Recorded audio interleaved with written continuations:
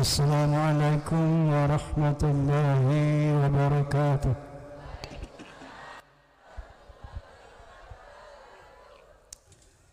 Bismillahirrahmanirrahim. Alhamdulillahilladzi hadan nasa ila hayatin tayyibatin fid dunya wal akhirati bisyari'atil Islam.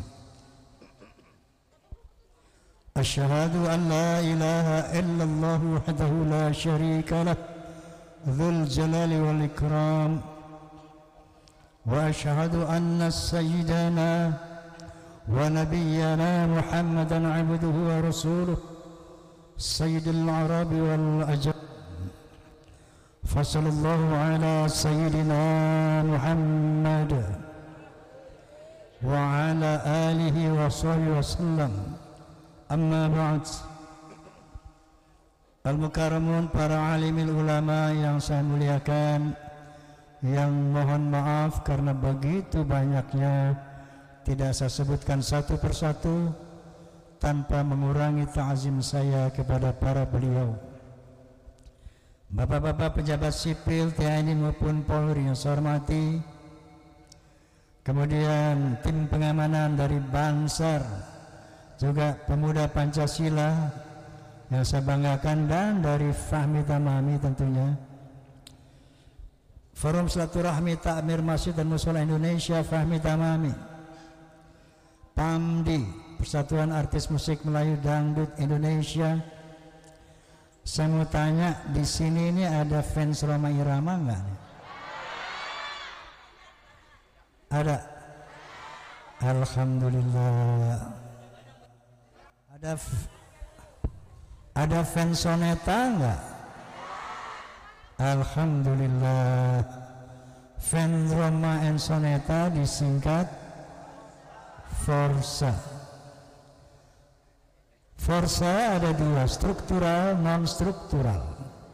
Forsa struktural yang sekarang ini kita berada di rumah ketuanya Forsa seluruh Indonesia, Bapak Kuswanto. Itu terikat dengan organisasi, disiplin organisasi, yaitu 4B, 4B, yaitu beriman, bertakwa, berakhlakul karimah, dan berloyalitas. Kalau yang non struktural, sejauh Anda fans Rhoma and Soneta walaupun non struktural, itu Forsa juga, faham? Faham? Oke, kalau saya bilang Forsa, tolong bilang keren, bisa? Forsa, Forsa. Sekian lama engkau menunggu untuk kedatanganku. Betul? Bukankah aku telah berjanji kita jumpa di sini?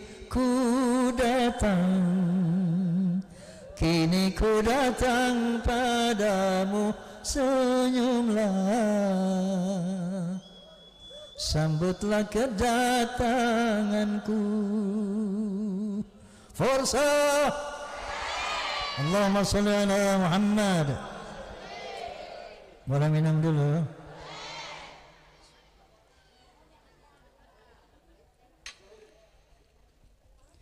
Qala ta'ala, wal mu'minuna wal mu'minatu ba'duhum ala ba'd ya'muruna bil ma'ruf wa yanhauna 'anil munkar wa yuqimuna as-shalah wa yu'tuna az-zakah wa yuti'una Allah wa rasulah.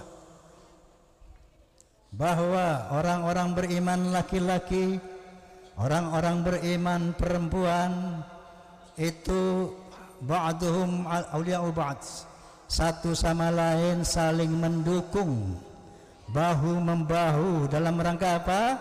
Menegakkan amar ma'ruf wa nahi mungkar.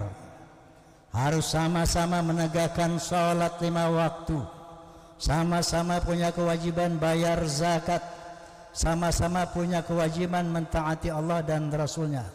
Ulaika sayarhamuhumullah innallaha azizun hakim. Mereka itu akan disayangi oleh Allah karena Allah maha adil dan maha bijaksana.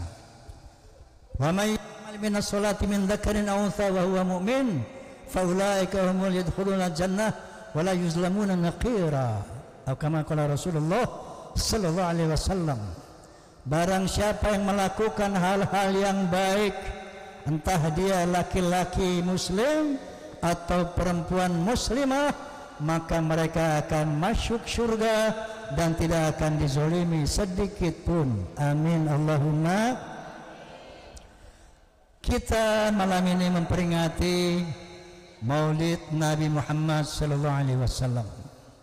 Tentunya sudah keberapa ratus kali mungkin ya Bapak. Ibu ada berapa ratus kali Maulid? Puluhan kali? Ada 5 kali? 10 kali? 20 kali? 50 kali? 100 kali? Udah taat kepada Nabi. Apa tujuan Maulid ini? Dalam rangka pertajam, memperjelas, mengetahui siapa Rasulullah sallallahu alaihi wasallam, sehingga dengan demikian akan muncullah kekaguman kita, akan muncullah cinta kita, dan akhirnya akan muncul ketaatan kita kepada beliau sallallahu alaihi wasallam. Oleh karena itu Allah Subhanahu wa taala berfirman, A'udzu billahi minasyaitonir rajim. Bismillahirrahmanirrahim. Wa ma ataakumur rasulu fakhuduhu wa ma nahakum anhu fantahu. Apa yang diperintah oleh Nabi laksanakan, dan apa yang dilarang oleh Nabi tinggalkan. Faham? Wa qala ta'ala aidan, qul in kuntum tuhibbunallah fattabi'uni yuhibbukumullah wa yaghfir lakum dhunubakum wallahu ghafurur rahim. Katakan ya Muhammad kepada manusia, kalau kamu cinta kepada Allah maka taatlah kepada Muhammad. Kalau kamu taat kepada Muhammad maka Allah akan mencintai kamu dan akan mengampuni dosa-dosamu. Faham? Faham? Sudah taat kepada Nabi? In progress. Amin. Nah, semoga semakin sering kita menghadiri Maulid, semakin muncul kecintaan, ketaatan kita kepada Nabi, dan akhirnya kita akan melaksanakan apa yang diperintah Nabi, apa yang dilarang oleh Nabi sallallahu alaihi wasallam. Baik, saya akan mulai dari biografi singkat beliau sallallahu alaihi wasallam. Beliau adalah Muhammad bin Abdullah bin Abdul Muttalib bin Hashim bin Abdi Manaf bin Qusay bin Hakim bin Murrah bin Ka'ab Lu'ay bin Ghalib bin Fihr bin Malik bin An-Nadar bin Kinanah bin Khuzaimah bin Mudrikah bin Ilyas bin Mudar bin Nizar bin Ma'at. Nasab beliau selanjutnya tersambung kepada Nabi Ismail alaihissalam bin Nabi Ibrahim dengan haplogrupnya J1. Faham? Faham? Beliau dilahirkan pada hari, mesti hafal kamu, lahir pada hari Senin, tanggalnya 12 bulannya Rabiul Awal, tahunnya tahun apa? Tahun gajah, bukan tahun macan. Kenapa dikatakan beliau lahir pada tahun gajah? Ketika tentara gajah di bawah pimpinan Raja Abraha dari San'a, negeri Yaman, datang ke Makkah, tujuannya memeruntuhkan Ka'bah. Kenapa? Karena Abraha dari Yaman ini cemburu, iri, dengki terhadap Ka'bah, karena Ka'bah banyak dikunjungi oleh kabilah-kabilah dari berbagai macam penjuru dunia, sementara kota suci mereka sepi dari kunjungan umat. Makanya Abraha, raja dari Yaman ini, mau meruntuhkan Ka'bah. Faham? Faham? Berhasil atau tidak? Berhasil atau tidak? Digagalkan oleh Allah Subhanahu wa taala. Ada sejarahnya diabadikan oleh Allah Subhanahu wa taala dalam surat apa? Al-Fil. Alam tara kaifa fa'ala rabbuka alam yaj'al kaidahum wa arsala 'alaihim tarmihim bihijaratin faj'alahum. Tidakkah kamu melihat bagaimana Allah menggagalkan upaya Abraha, yaitu dengan menurunkan tentara-tentara berupa burung ababil yang berbondong-bondong, membawa batu-batu api dari neraka dan melontari mereka sehingga hancur lumat seperti rumput yang dikunyah. Saat itulah beliau sallallahu alaihi wasallam dilahirkan ke dunia yang membawa rahmat untuk sekalian alam, sebagaimana Allah Subhanahu wa taala, "Wa ma arsalnaka illa rahmatan lil alamin." Tidaklah engkau diutus ya Muhammad kecuali untuk rahmat bagi seluruh alam. Subhanallah.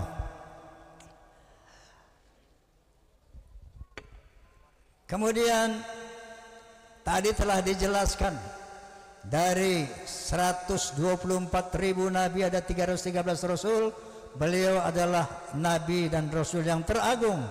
Kenapa? Paling tiga dengan beberapa alasan. Alasan yang pertama, karena teritorial dakwah beliau tidak sama dengan teritorial dakwah para nabi pendahulunya. Kalau nabi-nabi pendahulunya seperti Nabi Lut alaihissalam hanya diutus untuk bangsanya saja, yaitu bangsa Sadum. Nabi Hud alaihissalam hanya diutus untuk bangsanya saja, yaitu bangsa Ad. Nabi Saleh alaihissalam hanya diutus untuk bangsa Thamud saja. Begitu juga Nabi Isa alaihissalam yang dikenal sebagai Yesus Kristus, beliau juga hanya diutus untuk bangsa Israel saja, sebagaimana firman Allah Subhanahu wa taala, "Wa rasulan ila bani Israil." Rasul untuk bangsa Israel.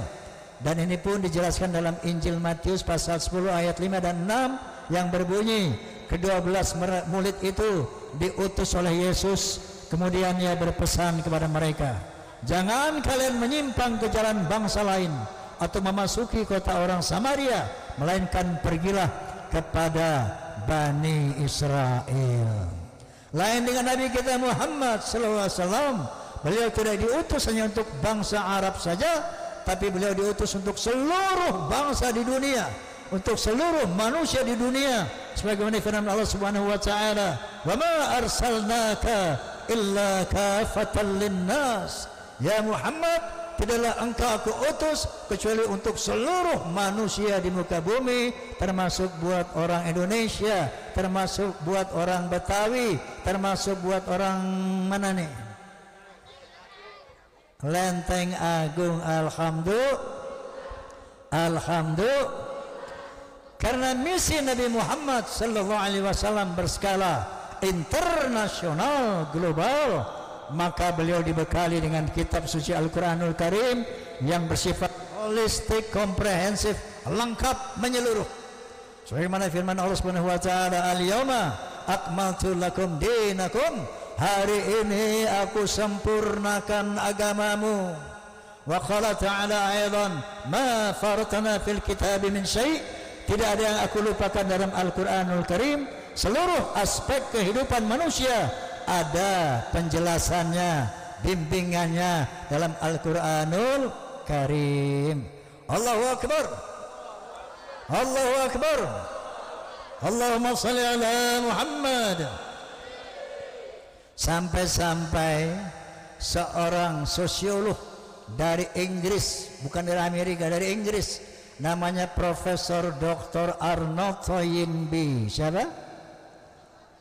bukan Bang Toyib, Arnold Toyinbi, ya. Beliau membaca Al-Quran, mempelajari Al-Quran, dapat hidayah masuk Islam. Kemudian beliau berkomentar. Apa kata beliau? Islam is not only a religion, but it's also a way of life and a whole civilization. Islam bukan sekedar agama, tapi Islam adalah way of life, bimbingan hidup, and a whole civilization, dan sebuah peradaban yang lengkap. Alhamdulillah. Jadi mau tanya aspek apa saja, ada penjelasannya dalam Al-Quranul Karim. Setelah beberapa suhuf kepada para nabi, kemudian turun namanya Zabur kepada Nabi Daud, kemudian kepada Nabi Musa Taurat, kemudian kepada Nabi Isa Injil, dan kepada Nabi Muhammad Al-Quranul Karim. Selesai, final di Al-Quranul Karim. Tidak ada lagi nabi, tidak ada lagi kitab suci, tidak lagi wahyu. Selesai pada Al-Quranul Karim, selesai pada Nabi Muhammad sallallahu alaihi wasallam. Jadi satu nikmat Allah yang paling besar yang diberikan kepada manusia adalah nikmat apa? Nikmat apa? Nikmat iman dan Islam. Masya Allah. Ibu agamanya apa, Bu? Islam. Bayar berapa masuk Islam? Gratis, enggak bayar, enggak pakai mikir, langsung berojo, diazanin, dikomatin. Islam kita. Yang ini dulu nih, cowok-cowok begitu merojo, diazanin, dikomatin, disunatin. Masya Allah, itu nikmat yang terbesar, iman dan Islam. Karena kata Allah Subhanahu wa taala, "Wa may yabtaghi ghairal islami dinan fala yuqbala minhu wa huwa fil akhirati minal khasirin." Barang siapa yang membawa agama lain selain Islam, maka dia tidak akan diterima, dia akan termasuk orang-orang yang rugi di akhirat. Kenapa, Bu? Hanya Islam yang diridhoi Allah. Kenapa? Karena Islam itu tidak kafir, artinya tidak mengingkari apapun yang diturunkan Allah Subhanahu wa taala. Sebagaimana firman Allah Subhanahu wa taala, "Qul amanna billah wa ma unzila alaina wa ma unzila ala Ibrahim wa Ismail wa Ishaq wa Yaqub wal asbat wa ma utiya Musa wa Isa wan nabiyyuna min rabbihim la nufariqu min ahadin minhum wa nahnu lahu muslimun." Katakanlah umat Islam bahwa kita beriman kepada Allah, kita beriman kepada yang diturunkan dengan Nabi Muhammad SAW atau Al-Quranul Karim. Kita beriman kepada apa yang diturunkan kepada Nabi Ibrahim, Nabi Ismail, Nabi Ishaq, Nabi Yaqub. Kita beriman kepada yang diturunkan kepada Nabi Musa alaihissalam, kepada Nabi Isa alaihissalam, dan kita tidak membeda-bedakan para nabi sebagai utusan Allah semuanya. Dan itulah Al-Islam, agama yang tidak mengkafiri apapun yang diperintahkan Allah Subhanahu wa taala. Maka Allah mengatakan, "Inna dina 'indallahil Islam." Agama yang diridhoi oleh Allah Subhanahu wa taala adalah Islam, karena kita tidak mengingkari apapun yang diturunkan Allah Subhanahu wa taala. Allahu akbar. Allahu akbar. Allahumma salli ala Muhammad. Minum dulu.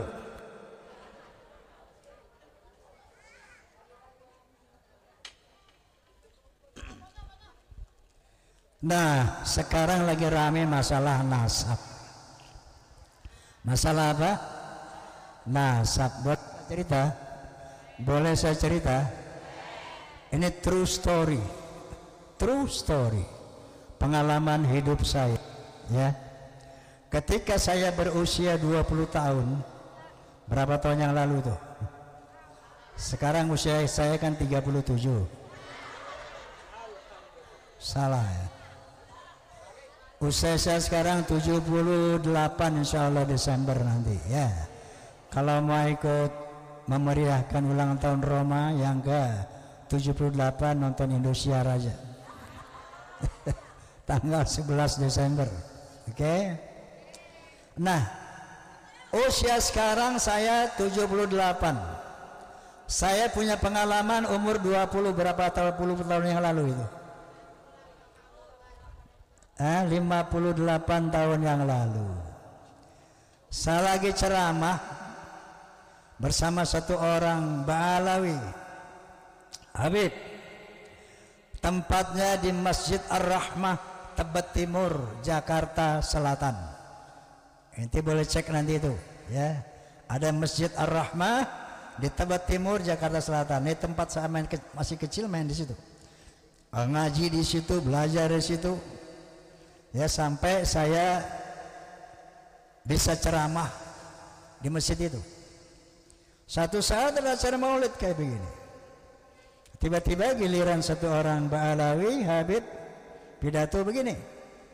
Hei, kalau ada Habib yang mabok-mabokan, kalau ada Habib yang berzina, kalau ada Habib yang berjudi, jangan kata apa-apa.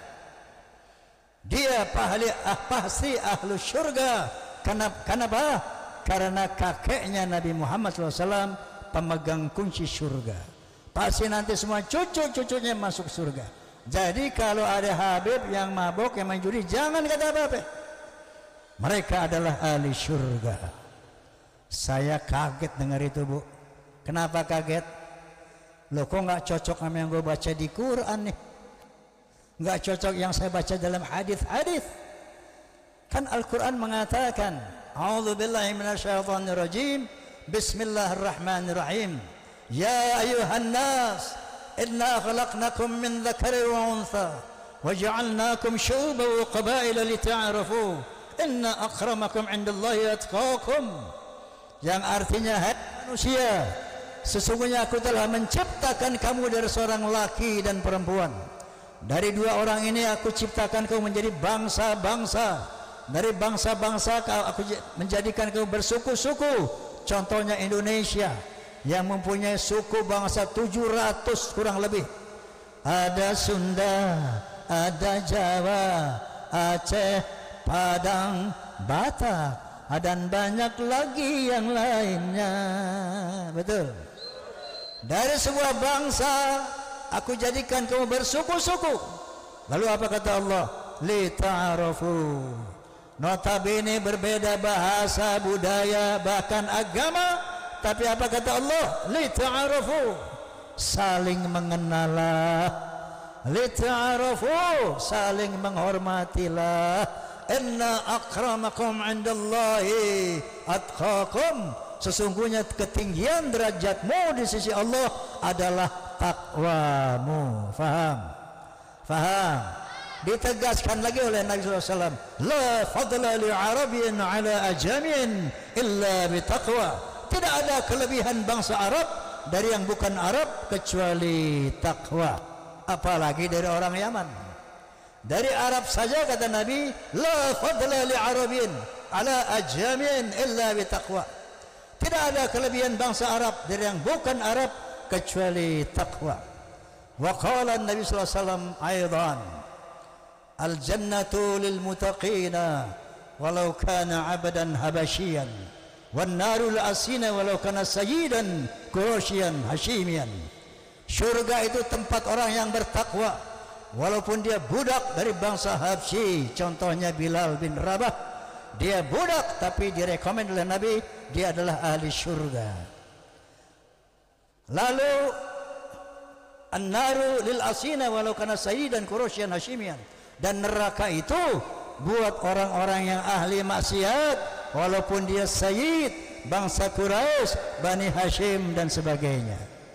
Jadi tidak ada yang namanya zuriyah Nabi itu pasti masuk surga, tidak ada. Faham? Bahkan Nabi menegaskan dengan tegas sekali, "Lau anna Fatimah binti Muhammadin saraqat laqata'tu yadaha." Seandainya Fatimah binti Muhammad mencuri, aku potong tangannya. Faham? Faham? Jadi ketinggian manusia di sisi Allah hanya takwa semata-mata. Coba kita lihat dalam Al-Quranul Karim. Anak Nabi aja masuk neraka. Nabi siapa? Nabi Nuh. Bapaknya Nabi masuk neraka. Nabi siapa? Nabi Ibrahim. Istrinya Nabi masuk neraka. Nabi siapa? Nabi Lut. Pamannya Nabi Abu Jahal, Abu Lahab masuk neraka. Lalu elo siapa? Hei, ente siapa? Masya Allah. Nah ini akhirnya saya terpanggil untuk merenungkan ini. Setelah saya bicara begitu, saya dipanggil besoknya sama seorang ba'alwi sepuh, satu alim. Dipanggil, Oma, ente ngomong apa kemarin di masjid?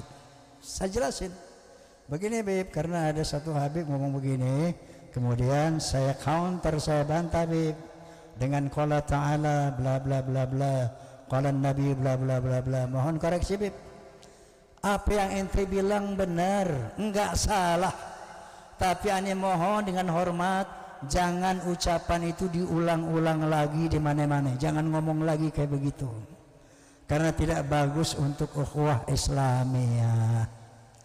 Ini pesan Habib sepuh itu. Dari situ baik-baik, insya Allah saya simpan di perut saya sampai 50 tahun. Walaupun selama 58 tahun itu saya melihat khurafat-khurafat yang mereka tebarkan, saya tahan. Saya melihat khurafat yang mereka tebarkan, seperti contoh itu yang namanya Imamul Faqih Muqaddam bisa mi'raj 70 kali satu malam, sementara Nabi Muhammad hanya diizinkan Allah 1 kali seumur hidup. Ini betul-betul penghinaan terhadap Nabi SAW. Rasulullah cuma 1 kali mi'raj, tapi mereka bisa bilang, hei leluhur kami mi'raj itu 70 kali satu malam. Ada yang bilang juga, leluhur kami bisa memadamkan api neraka dengan kelingking. Leluhur kami bisa menurunkan rantai emas dari langit. Macam-macam khurafat saya tahan. Masya Allah, kok makin rusak ini akhlak ini. Sampailah satu saat saya membaca tesis Kiai Haji Imaduddin Utsman yang sangat mengejutkan umat Islam, sangat mengejutkan bangsa Indonesia. Ternyata beliau ini ada dulu yang membuat nasab Ba'alawi nyambung ke Ba'idillah dulu. Ini yang namanya Kiai Haji Imaduddin. Saya nggak kenal beliau, nggak kenal. Begitu saya dengar di YouTube penjelasannya, saya amati. Menurut beliau yang namanya Ubaidillah, yaitu yang namanya zuriyah Nabi yang diakui oleh kelompok Ba'alawi ini adalah turunan Ahmad bin Isa. Ahmad bin Isa ini turunan Nabi asli yang ke-8, namanya Ahmad bin Isa, ya. Itu menurut penelitian beliau dari abad ke-4, abad ke-5, abad ke-6, abad ke-7, abad ke-8, abad ke-9 awal, Ahmad bin Isa hanya punya anak 3, yaitu Muhammad, ya, kemudian Ali dan Husain. 3. Abad 4, 5, 6 sampai 9, anak Muhammad bin Isa hanya 3, yaitu Muhammad, Ali dan Husain. Tiba-tiba pada abad ke-9 akhir muncul anak yang ke-4 namanya Ubaidillah. Saya mau tanya, masuk akal apa enggak? Masuk akal apa enggak? 550 tahun anaknya cuma 3, tiba-tiba di ujung muncul anak yang ke-4 Ubaidillah. Nah ini yang pertama. Kedua, tidak hanya Kiai Imaduddin yang meneliti nasab, bahwa ada Kiai Nur Ihya juga peneliti nasab menyatakan yang sama, bahwa Ubaidillah bukan zuriyah Nabi SAW.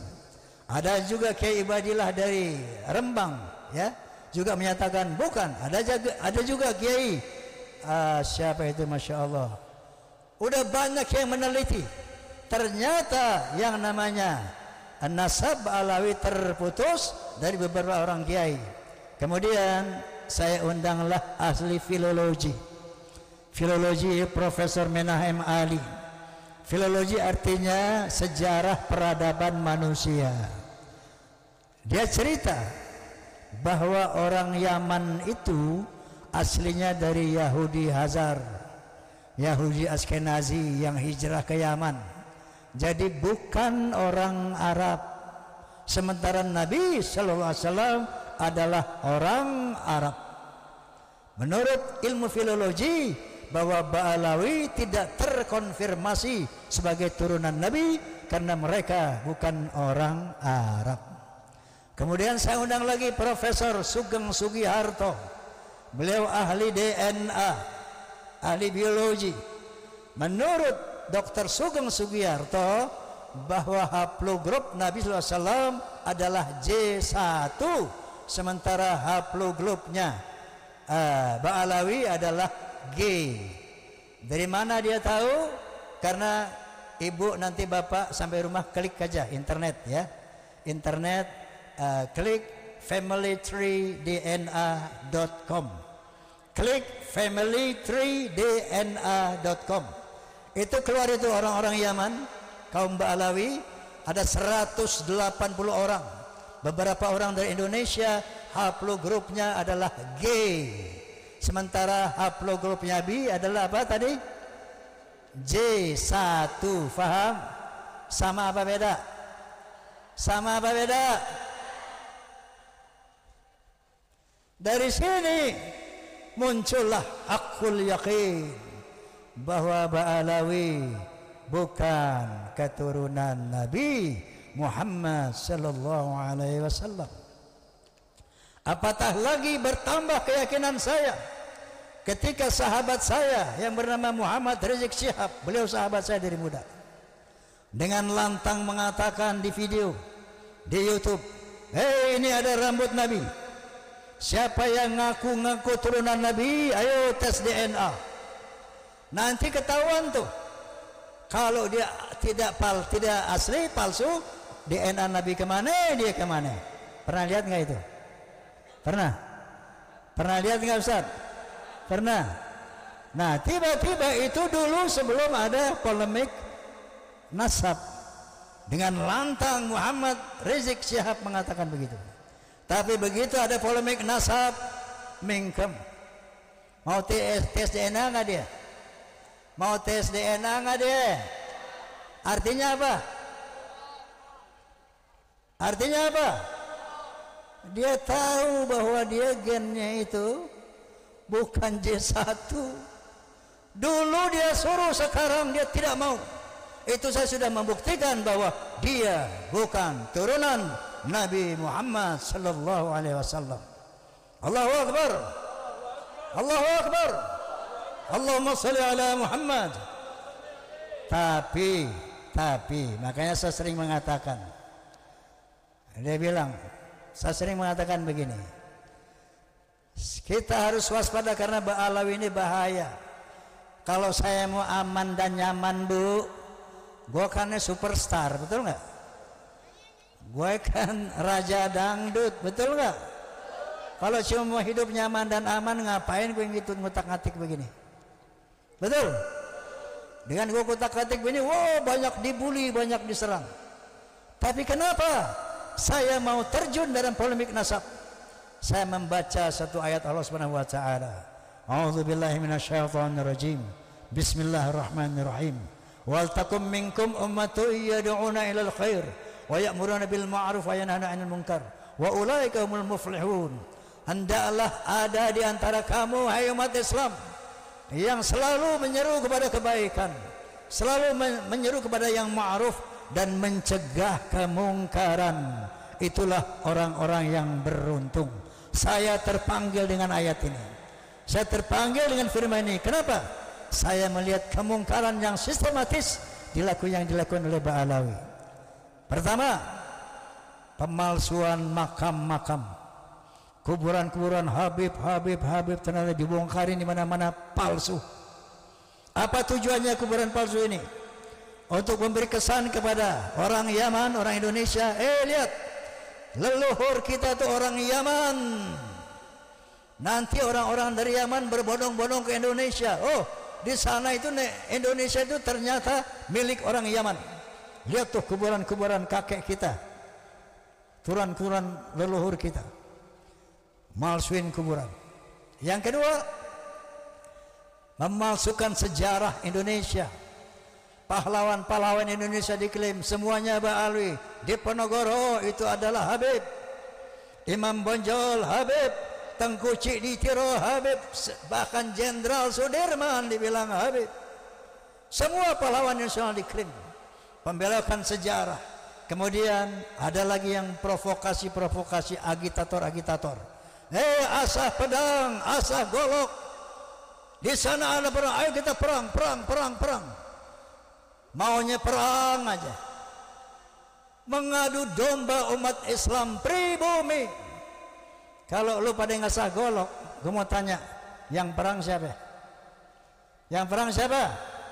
Sesama pribumi, bukan Meba Alawi, bukan. Nanti mereka yang memetik hasilnya. Sampai ada mereka berani mengatakan Indonesia milik Aulia Tarim. Ini saya sebagai anak bangsa enggak tega mendengar kalimat ini. Indonesia milik Aulia Tarim.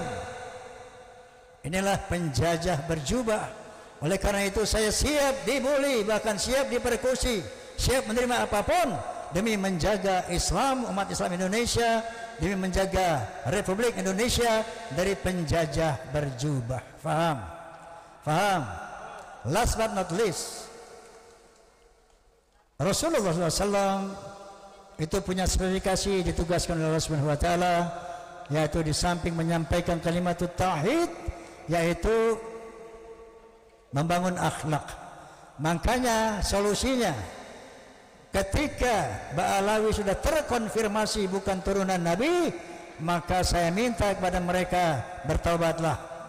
Setelah mereka bertaubat, minta maaf pada bangsa Indonesia, yuk kita rekat ukhuwah Islamiyah secara setara.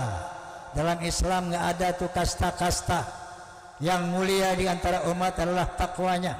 Yuk kita rekat ukhuwah Islamiyah, tapi secara setara, nggak ada lagi tuan dan budak. Faham?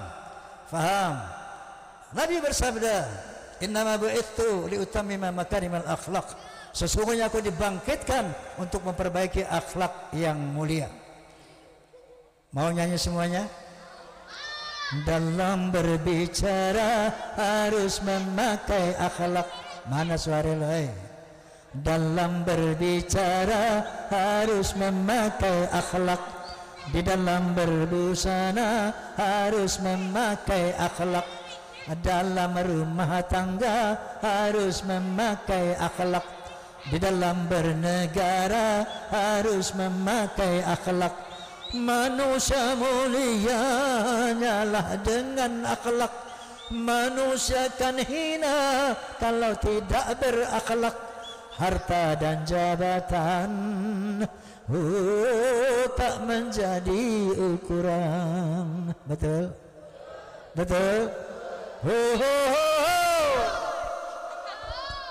Coba suaranya.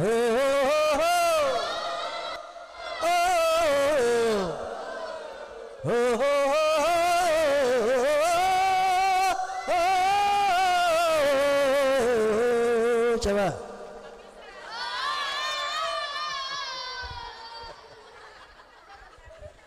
Manusia adalah sebaiknya ciptaan. Akhlak membedakan manusia dan hewan. Karena hewan tidak punya keimanan dan tidak punya pemikiran.